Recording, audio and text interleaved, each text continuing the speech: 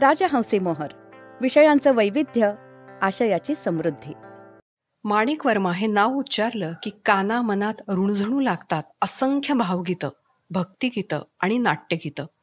शास्त्रीय संगीतातही त्यांनी स्वतःचं असं वेगळं वैशिष्ट्यपूर्ण स्थान निर्माण केलं होतं. संगीत क्षेत्रात त्यांनी जशी लखलखती कारकीर्द साकारली, तसाच स्वतंत्र ठसा वर्मा कुटुंबातील प्रत्येक व्यक्तीने आपापल्या कार्यक्षेत्रात उमटवला. माणिक वर्मा यांच्या जन्मशताब्दी वर्षानिमित्त या समग्र परिवाराच्या कलाकर्तृत्वाचा वेध घेणाऱ्या स्मृतिचित्रांचा वेधक शब्दपट मांडणारं पुस्तक म्हणजे माणिक मोती. शोभा बोंद्रे यांनी लिहिलेल्या माणिक मोती या पुस्तकाची ओळख आज आपण करून घेणार आहोत.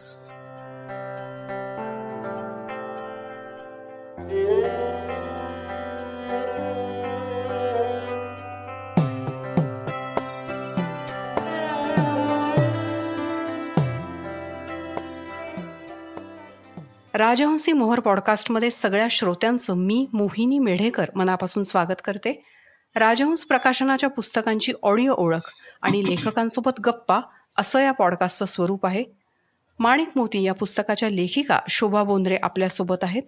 राजहंसी मोहर पॉडकास्टमध्ये तुमचं मनापासून स्वागत. नमस्कार. शोभा बोंद्रे यांची ओळख करून द्यायची झाल्यास या मराठी आणि इंग्रजी साहित्यातील यशस्वी आणि लोकप्रिय लेखिका आहेत. त्यांच्या सगळ्या पुस्तकांची आत्ता नावं वाचणं आपल्या वेळेच्या अभावी शक्य नाही, पण मी काही निवडक पुस्तकं त्यांची तुम्हाला ओळख करून देते. मस्त कलंदर, राग दरबारी, मुंबईचा अन्नदाता ही मराठी पुस्तकं, शिवाय इडली ऑर्किड आणि मी ही श्रींची इच्छा या पुस्तकांचं शब्दांकन, शिवाय अनेक पुस्तकांचा त्यांनी इंग्रजीमध्येही अनुवाद केला आहे, ज्यात मुंबईच डब्बावाला, द सिक्स्थ एलिमेंट आणि धांडा या पुस्तकांचा समावेश होतो. मला असं वाटतं की आता आपण आपल्या संवादाला सुरुवात करूयात. मी तुम्हाला पहिला प्रश्न विचारते की माणिक वर्मा यांचं जन्मशताब्दी वर्ष सध्या सुरू आहे आणि तुमचं हे पुस्तक, म्हणजे मी जेव्हा ते हातात घेतलं तेव्हा ते मी संपूर्ण वाचल्याशिवाय हातातून खालीच ठेवू शकले नाही. इतकं ते सुंदर झालेलं आहे आणि एखाद्या चित्रासारखं ते माझ्या मनामध्ये आजही पक्क असं रुतून बसलंय. तर तुमचं पुस्तक आणि जन्मशताब्दी वर्ष हा एक दुग्ध शर्करा योग आहे असं म्हणायला लागेल. तर या पुस्तकाचा प्रवास कसा सुरू झाला? मोहिनी, तू आता म्हणालीस दुग्ध शर्करा योग, पण योग पण कधी कधी अचानक जुळून येत नाही, तो थोडा जुळवून आणावा लागतो. तर ते तसं झालं. असं झालं की मी जेव्हा पुस्तकाची कल्पना मनामध्ये घोळवायला लागले, तो काळ कोरोनाचा होता. तेव्हा खूप संगीत ऐकलं जायचं, खूप वाचलं जायचं, आपल्याला भरपूर वेळ होता. तेव्हा माणिक वर्मांची गाणी मी जेव्हा जेव्हा ऐकायची, तेव्हा पहिला एक जो विचार मनात यायचा तो असा असायचा की अरे, ह्या गाण्यांचं रेकॉर्डिंग होऊन ही गाणी रेडिओवर वाजायला लागली, त्याला आता 70-75 वर्ष उलटली. कारण ही सगळी गाणी म्हणजे सावळाचा रंग तुझा आणि पुढची सगळी गाणी ही साधारण 40च्या दशकामध्ये ती रेकॉर्ड झालेली आहेत. एवढी वर्ष गाण्यांचं ताजेपण टिकून असणं हे मला खूप वैशिष्ट्यपूर्ण वाटलं आणि ते मला खूप आवडलं. त्याच वेळेला आणखी एक गोष्ट लक्षात आली की आपण कुठलाही मराठी गाण्यांचा कार्यक्रम जेव्हा ऐकायला जातो तर त्याच्यात विविध गायकांची विविध गाणी सादर केलेली असतात, पण माणिक वर्मांचं गाणं असल्याशिवाय कुठलाही मराठी गाण्यांचा कार्यक्रम हा संपन्न होणारच नाही. तर ह्यामुळे माझं कुतूहल चाळवलं आणि मला असं वाटलं की अरे, माणिकबाईंच्या बद्दल जरा अधिक माहिती घ्यायला हवी.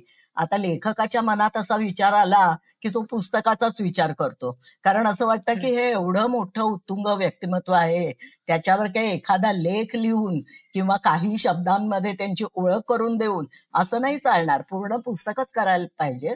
आणि मग मी या मुलींची पहिल्यांदा बोलायला लागले. सगळ्या मुलींनी मला भरपूर वेळ दिला, कारण परत मी म्हटलं करोना काळ होता. तर अशा रीतीने पुस्तक पुढे पुढे गेलं.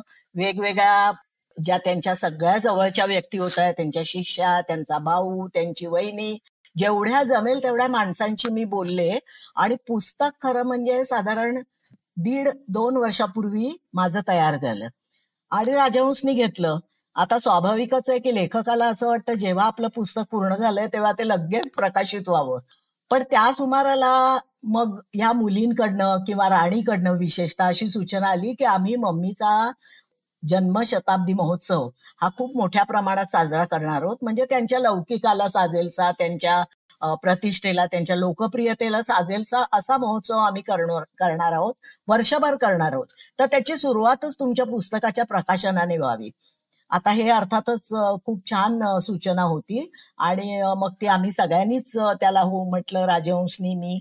आणि मग हा असा दुग्ध शर्करा योग आम्ही जुळवून आणला.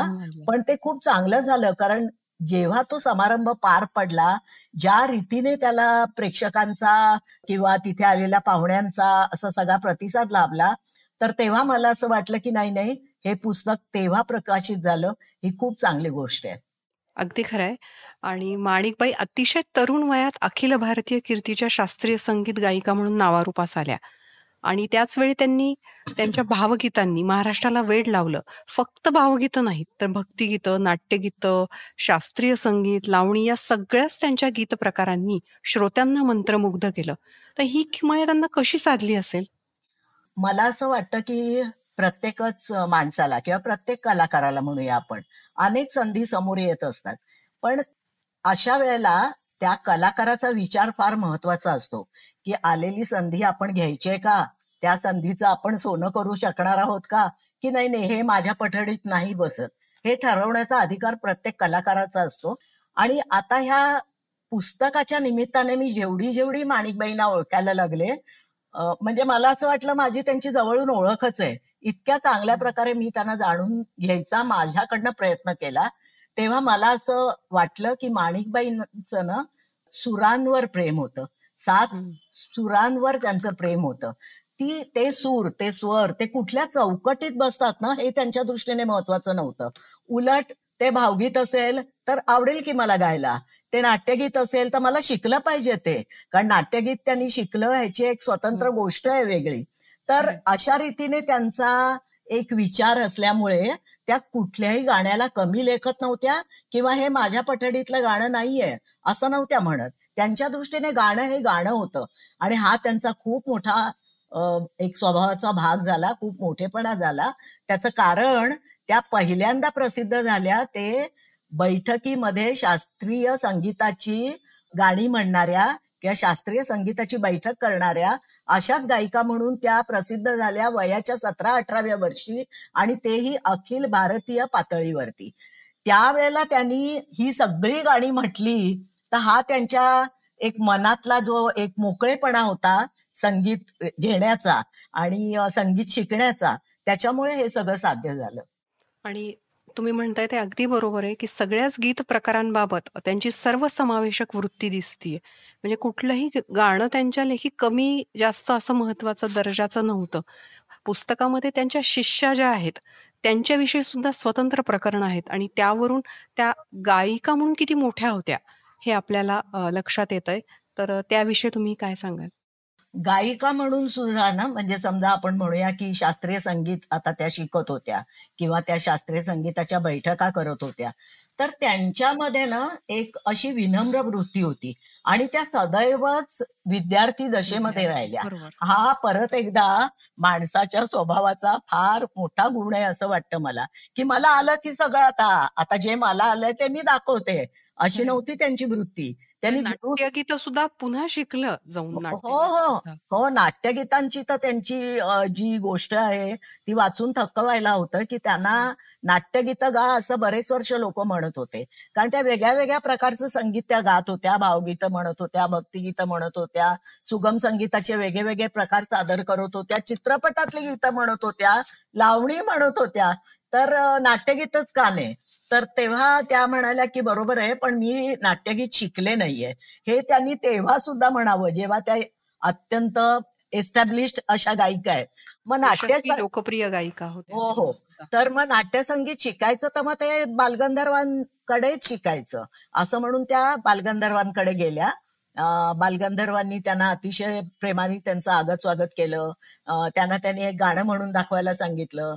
मग ह्यांनी एक सुंदर भक्तिगीत त्यांना म्हणून दाखवलं आणि बालगंधर्व म्हणाले ठीक आहे, मी तुला शिकवीन गाणं, पण माझी एक अट आहे की मी आता नवीन नाटक बसवतोय आणि त्याचं नाव आहे संत कान्होपात्रा, त्यात कान्होपात्रेची भूमिका तू करावीस.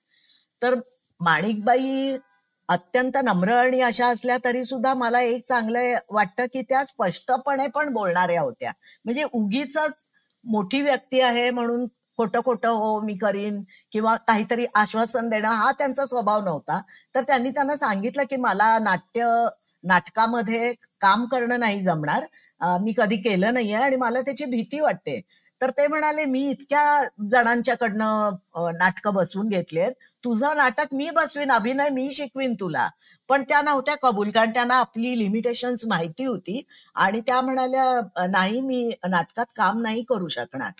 तर बालगंधर्व म्हणाले की ठीक आहे तुझी मर्जी, पण मग मी तुला नाट्यसंगीत नाही शिकवू शकणार. तर हा असा प्रकार झाल्यानंतर एखादीनी निराशेनी ती वाटच सोडून दिली असती. पण त्या माणिकबाई होत्या आणि त्या घरी आल्या, त्यांनी विचार केला आणि त्यांनी शेवटी काय आहे की आपली संस्कृती काय आहे, आपली एकलव्याची संस्कृती आहे ना, समोर गुरु नसला शिकवायला तरी सुद्धा एकलव्यानी ते कौशल्य अर्जुनाच्या तोडीचं त्यांनी प्राप्त केलंच ना.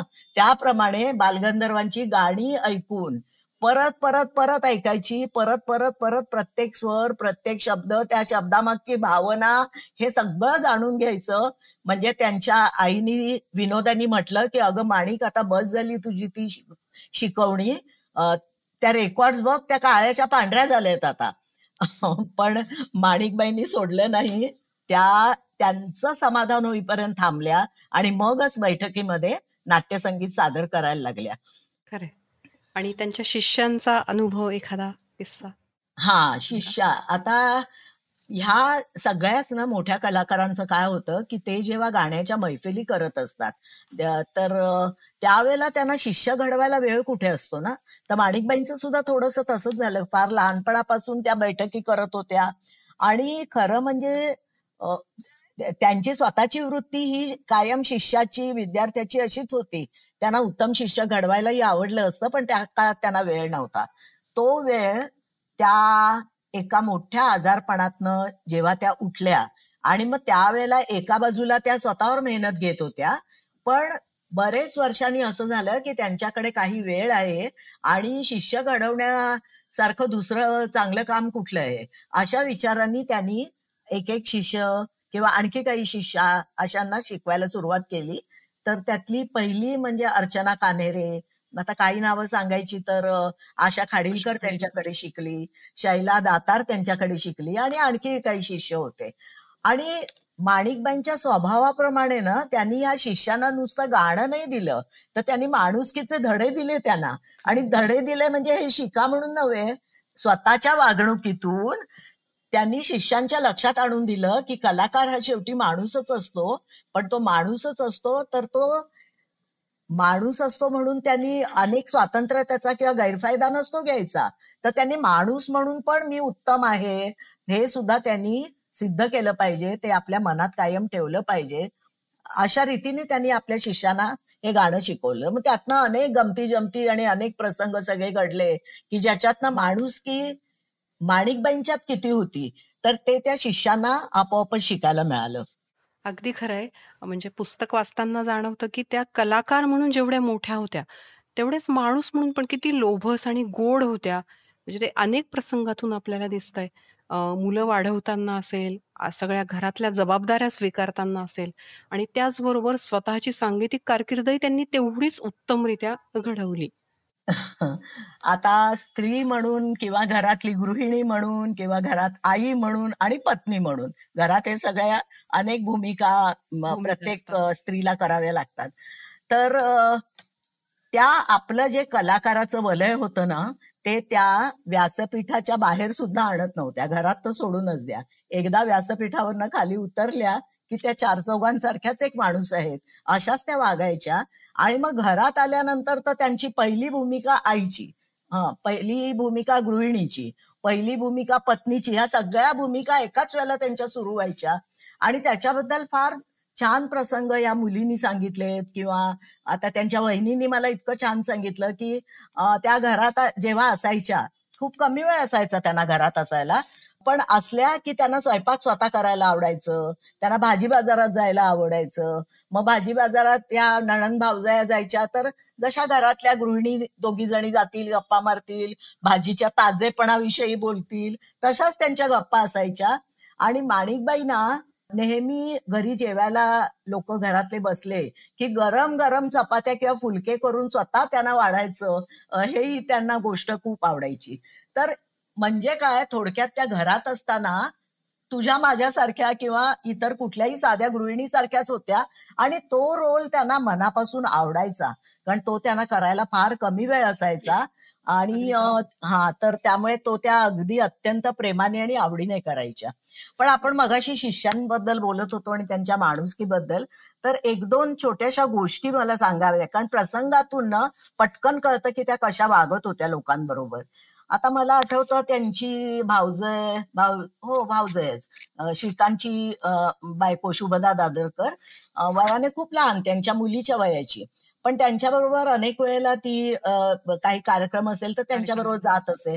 तर शुभदानी एकदा मला सांगितलं, ती म्हणाली आम्ही कुठेतरी साताऱ्याला चाललो होतो आणि त्या काळात हे मोठे कलाकार सुद्धा एसटी किंवा ट्रेन असेल तरी सेकंड क्लासचा प्रवास असेच करत होते.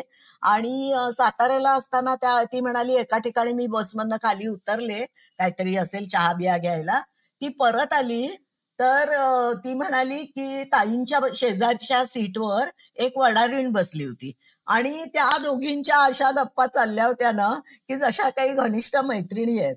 म्हणजे ती म्हणाली की त्या वडारीण बाईला पत्ता असण्याचं कारणच नव्हतं की या अत्यंत अखिल भारतीय कीर्तीच्या मोठ्या गायिका माझ्या शेजारी बसलेल्या आहेत. ती आपल्या संसारातलं काहीतरी सुखदुःख सांगत होती आणि माणिकबाई पण तिच्याशी अशा बोलत होत्या ना की आपण कसं मैत्रिणीचं एखादं सुखदुःख ऐकून घेतो, हो ग बरोबर आहे, असं कसं झालं ग, असा संवाद त्यांचा चालू होता.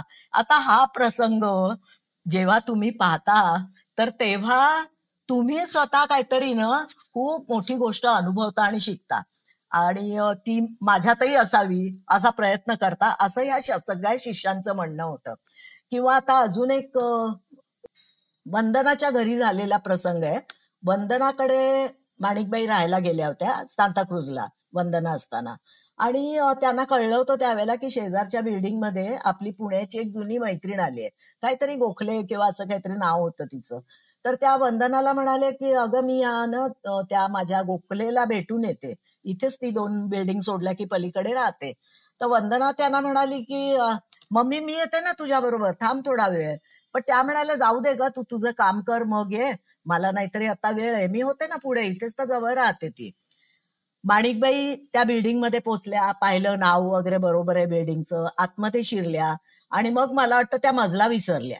तर त्यांनी एक बेल दाबली कुठली तरी दुसऱ्या मजल्यावरची, तर आतून एका वेगळ्याच बाईने दार उघडलं. ती मराठीच होती. आता आपण कल्पना करू शकतो की एका मराठी बाईला दार उघडल्यावर दारात जर साक्षात माणिक वर्मा उभ्या असल्या तर तिला काय आनंद होईल.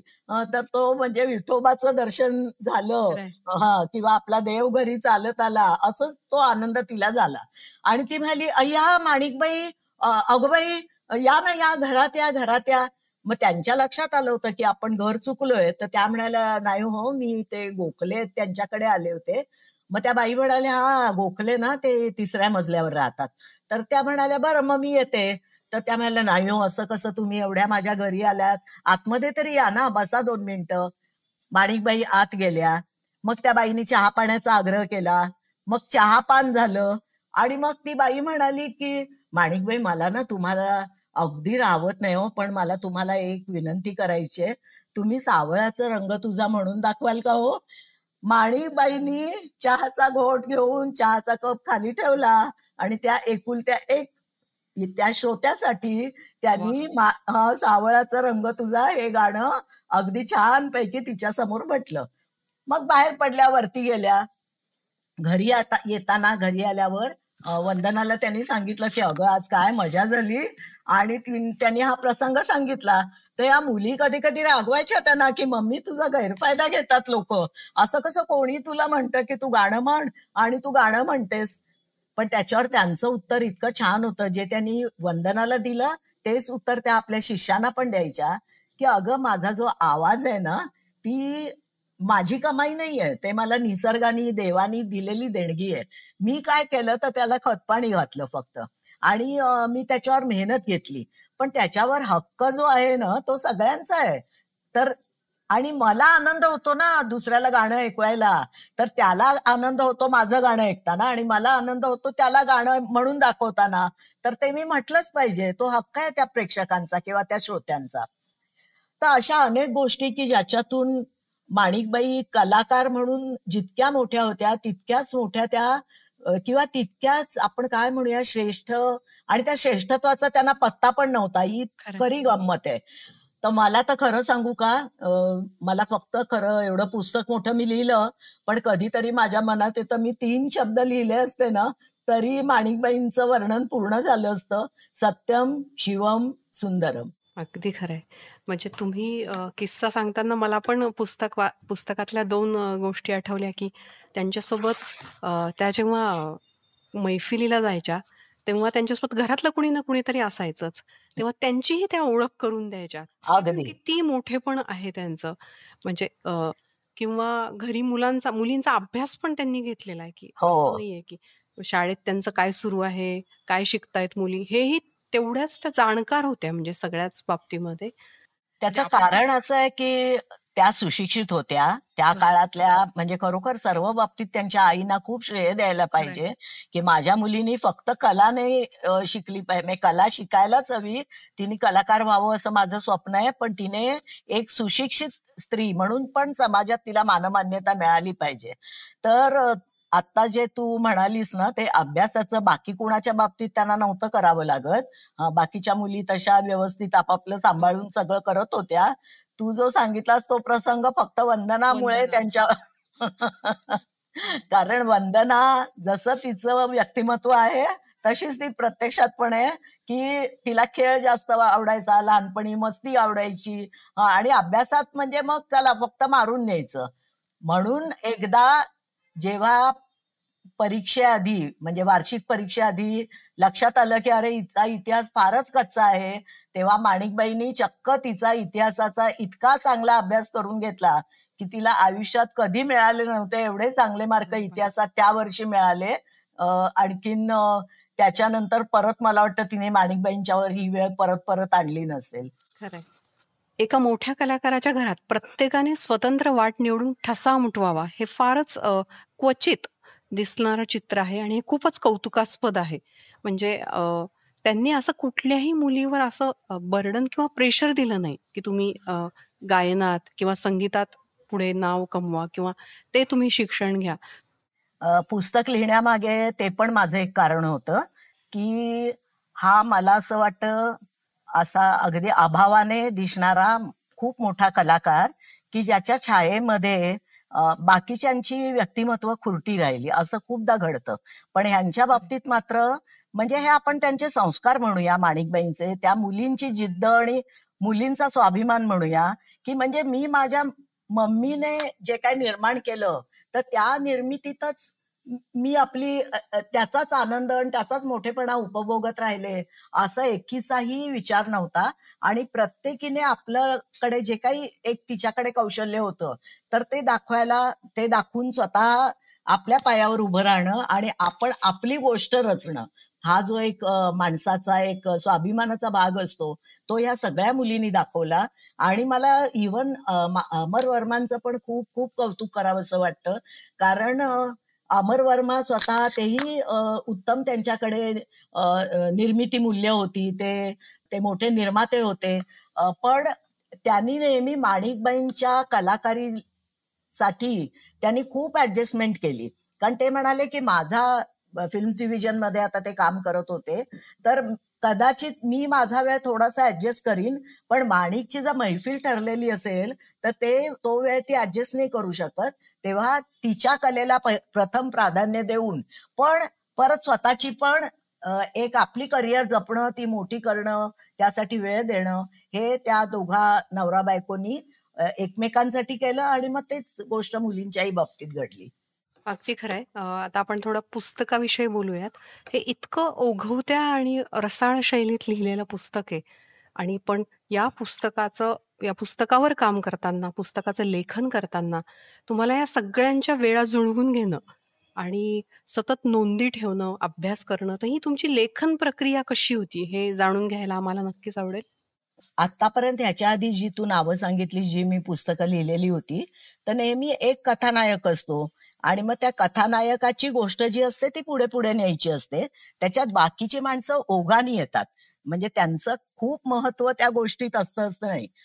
पण माणिकबाईंच्या बाबतीत आत्ताच आपण म्हटलं तसं, की मी जेव्हा पुस्तक करायचं असं ठरवलं, तेव्हाच माझ्या लक्षात आलं, की माणिकबाई, त्यांचं नाव, त्यांची कीर्ती, त्यांची लोकप्रियता तर ही आजही अबाधित आहे. पण आज जेव्हा मी पुस्तक लिहिते आहे आता आजच्या काळामध्ये, तेव्हा आता त्यांच्या मुलींनीही तेवढीच भरीव कामगिरी करून दाखवलेली आहे. म्हणजे आपण अशी तुलना नको करूया, की माणिकबाईंची इतकी कामगिरी आणि हिची इतकी, असं नाहीये. पण प्रत्येकीने आपला स्वतंत्र असा वेगळा मार्ग आणि त्याच्यावर स्वतंत्र स्वतःचा ठसा उमटवलाय. सगळ्या मुली ह्या अत्यंत प्रसिद्ध आहेत आपापल्या क्षेत्रामध्ये. त्यामुळे माणिकबाईंची गोष्ट जरी असली तरी ह्या पुस्तकामध्ये मला ती माणिकबाईंबरोबरच त्यांच्या कुटुंबाचीही संपूर्ण गोष्ट, म्हणजे अमरजींपासून ते 4 मुलींपर्यंत सगळ्यांची गोष्ट त्याच्यात आली पाहिजे. तर हे भान ठेवल्यामुळे मी जेव्हा बोलत होते या सगळ्यांची माहिती काढून घेताना, तर तेव्हा आम्ही फक्त माणिकबाईंबद्दल जसं बोलत होतो तसं त्यांच्याबद्दलही मी बोलत होते. आणि त्यांच्या त्यांच्या करिअरबद्दल, त्याच्यात आलेले अप्स अँड डाऊन्स, त्यांनी काय कष्ट घेतले, त्या कशात आपल्या रस्त्यावर एक चांगली त्यांनी एक सुरुवात केली, हे या सगळ्या गोष्टी, म्हणजे पहिल्यांदा असा माहितीचा एक मोठा डोंगर तयार करून घेतला माझ्या पद्धतीप्रमाणे. आणि मग प्रत्यक्ष लिहायला मी जेव्हा बसते तेव्हा माझ्या हातात सिनेमाच्या एडिटर्सची कात्री असते.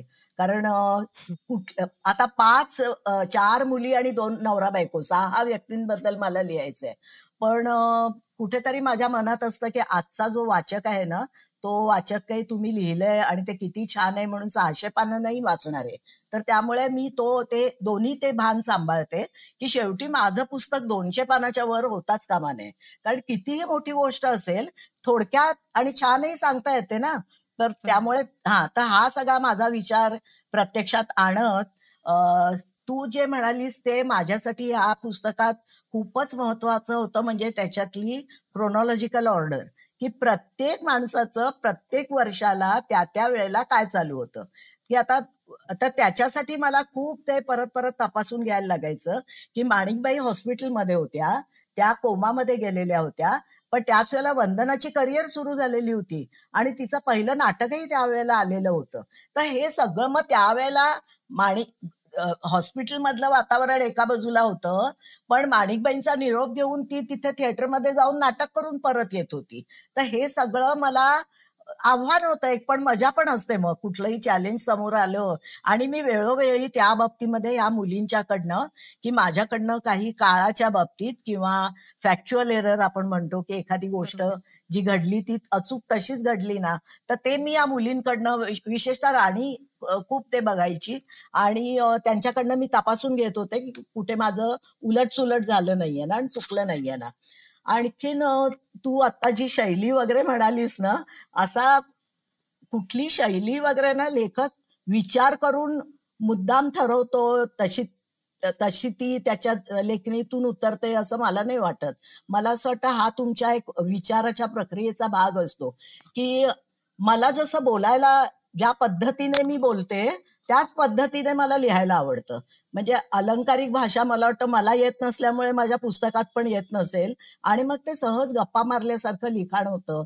आणि मला असं वाटतं की म्हणूनच कदाचित ते वाचकाला सुद्धा, की हे साधं सोपं सुटसुटीत लेखन, कारण मला तेच करता येतं. खूप म्हणजे भावतं आणि ते त्यामुळे. म्हणजे मी ठरवलं तरी अलंकारिक, कृत्रिम, सुंदर शब्द वापरून असं मला नाहीच जमणार. तर मग जे जमतं ते लोकांना आवडत असेल तर तसंच करा. या पुस्तकाचं आणखी एक महत्वाचं वैशिष्ट्य म्हणजे यामध्ये माणिकबाईंचा आवाज, त्यांचे फोटो, मान्यवरांचे लेख आणि मनोगतं हे दृकश्राव्य पद्धतीने ऐकता येतात. तर ही कल्पना कशी सुचली? ही कल्पना मात्र राणीची आहे. कारण मी याच्यापुढे आधी कधी पुस्तक, आता ह्या बदलत्या तंत्रज्ञानाचा आपण म्हणू एक फायदा आहे आणि जो आपण घेऊ शकतो. तर राणी ह्या बाबतीत एकदम सॅव्ही आहे. आणि मुख्य म्हणजे तिने ती जी माणिक वर्मा प्रतिष्ठान नावाची जी एक Website. युट्यूबवरती जी वेबसाईट त्यांनी करून ठेवलेली आहे, त्यात तिने ऑलरेडी हा सगळा खजिना तिकडे तिने घेतलेला आहे. आणि तो खजिना मला लिहायला पण उपयोगी पडला. म्हणजे जसं मी बोलणं ऐकत होते लोकांचं, तसं तोही तिकडे वाचत होते, ऐकत होते.